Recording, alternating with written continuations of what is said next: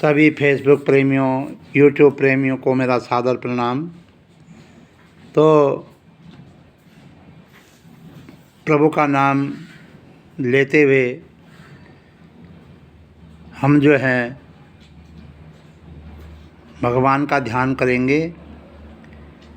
श्री कृष्ण गोविंद हरे मुरारी, हे नाथ नारायण वासुदेव। क्योंकि हरि नाम का जो जप है वो पापी को मधुर क्यों नहीं लगता। जैसे पित्त ज्वराक्रांत रोगी को मिश्री मीठी नहीं लगती, उसी प्रकार पापात्मा को हरि नाम मधुर नहीं लगा करता। संसार में जो है शोक करने योग्य मनुष्य कौन है? जो दुर्लभ मानव जन्म को प्राप्त करके, इस मनुष्य शरीर को प्राप्त करके भगवान का चिंतन नहीं करता, भगवान का नाम का जाप नहीं करता, किंतु स्वार्थी जीवन व्यतीत करता है, वो शोक करने योग्य मनुष्य है। सोते समय क्या विचार करना चाहिए? सोते समय अपने किए हुए शुभाशुभ कर्म और भगवान का नाम ये लेना चाहिए। प्रातः काल उठते समय क्या करना चाहिए? प्रातः काल जब सुबह खड़े उठते हैं तो मधुर स्वर से नारदीय ध्वनि का उच्चारण करें। क्या उच्चारण करें? श्री कृष्ण गोविंद हरे मुरारी, हे नाथ नारायण वासुदेव।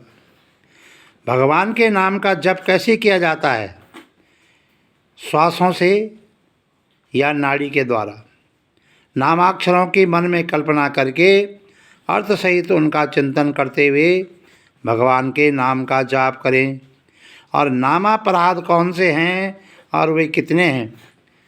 नाम का अपराध वो जो हैं जो सत्पुरुषों की निंदा करता है और हरि नामों से भेदभाव करता है, अपने गुरु का अपमान करता है, हरि नाम में केवल अर्थवाद, केवल स्तुति मात्र की कल्पना करता है, शास्त्रों की निंदा करता है, हरि नाम का सहारा लेकर पाप करता है, धर्म व्रत दान यज्ञादि के साथ नाम की तुलना करता है, अश्रद्धालु हरि विमुखों को नाम मंत्र का उपदेश करता है।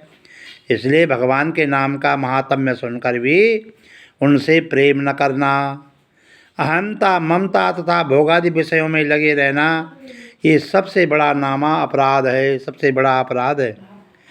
मनुष्य को जो है पवित्रतम करने वाले कर्म कौन से हैं? जो पवित्र करने वाले कर्म हैं वो क्या हैं? यज्ञ, दान व तप, ये तीन कर्म हैं। ये तीनों सात्विक, राजसिक, तामसिक भेद से तीन तीन प्रकार के होते हैं। बल और बुद्धि की वृद्धि कैसे हो सकती है? ये जो है हमेशा ब्रह्मचर्य और सदाचार से इसकी वृद्धि हो सकती है। सारी कामनाओं की सिद्धि कैसे होती है? ईश्वर की प्रसन्नता तथा गुरुजनों के आशीर्वाद से। पुत्र का क्या कर्तव्य है? पुत्र का कर्तव्य है अपने जीवित माता पिता की सेवा करना और जो मरे हुए पितरों का श्राद्ध पिंड दान आदि से कल्याण करना। पुत्र और शिष्य कितने प्रकार के होते हैं? पुत्र जो हैं उत्तम, मध्यम व अधम भेद से तीन प्रकार के होते हैं। उत्तम पुत्र व उत्तम शिष्य कौन है?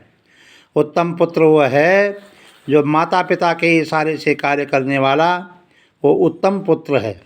एवं शिष्य को भी ये जो है जानना चाहिए। मध्यम पुत्र कौन है? जो कहने पर कार्य करता है, वो जो है दूसरे नंबर का मध्यम पुत्र है। अधम पुत्र कौन है? अधम पुत्र वो है जो माता पिता के वचन पर श्रद्धा न करके लोक लज्जा से काम करता है, वो अधम पुत्र है। इस प्रकार से माता पिता की आज्ञा न मानने वाला पुत्र क्या है? माता पिता के मलमूत्र के समान है। पुत्र नहीं है किंतु बच्चा तो है, क्योंकि पुण्यनामो नरकात् जायते असौ पुत्र, अर्थात पूत नामक नरक से माता पिता की रक्षा करने वाले का नाम पुत्र है। पूर्णाद्धा पुत्र, माता पिता के संकल्पित अपूर्ण धर्माधिकारियों को पूर्ण करने वाले का नाम ही पुत्र कहा गया है। भगवान बच्चों और पुत्रों में क्या भेद होता है? बच्चे तो कुत्ते, गधे आदि पशुओं के भी हुआ करते हैं, किंतु पुत्र नहीं। जीव पाप से कैसे बच सकता है? जीव जो है पाप से तब बचेगा जब ईश्वर को सर्वत्र व्यापक समझने से। आठों प्रहर भजन किस प्रकार हो सकता है? सर्वत्र तद्भाव से, अर्थात सर्वत्र भगवान की दिव्य शक्तियों के विकास के चिंतन करने से।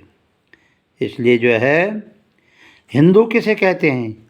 ही शब्द से हिंसा अर्थात बाह्य दुष्ट आतताइयों की तथा आभ्यंतर दंभ दर्प क्रोध आदि शत्रुओं की हिंसा करने वाला, और न शब्द से नमस्कार अर्थात माता पिता गुरु महात्मा आदि को नमस्कार करने वाला। द शब्द से दान अर्थात यथाशक्ति अपनी कमाई के कुछ भाग को दान करने वाले का नाम हिंदू है। आतताई किसे कहते हैं? अग्नि लगाने वाला, विष देने वाला, शास्त्र लेकर आक्रमण करने वाला, धन हरने वाला, भूमि हरण करने वाला और स्त्री का अपहरण करने वाला, ये 6 प्रकार के आतताई होते हैं। हिंदुओं का जो प्रधान कर्तव्य है, 5 जो है गकारों को धारण करना। 5 गकार कौन से हैं? गीता अध्ययन, गायत्री जप, गाय की सेवा, गंगा स्नान और भगवान गोपाल का नाम स्मरण करना। हिंदुओं के मुख्य ग्रंथ कौन कौन से हैं? वेद है, स्मृति है, पुराण है, दर्शन शास्त्र आदि हैं। इसलिए जो है हिंदुओं के नित्य करने योग्य 5 महायज्ञ कौन से हैं और उनका क्या फल होता है? 5 यज्ञ स्वाध्याय, ईश्वर चिंतन, सत्यशास्त्र विचार, देव यज्ञ, पितृयज्ञ, भूत यज्ञ, अतिथि यज्ञ, 5 हिंसाओं की निवृत्ति इसका फल है। जय श्री राम, जय श्री राम, जय श्री राम।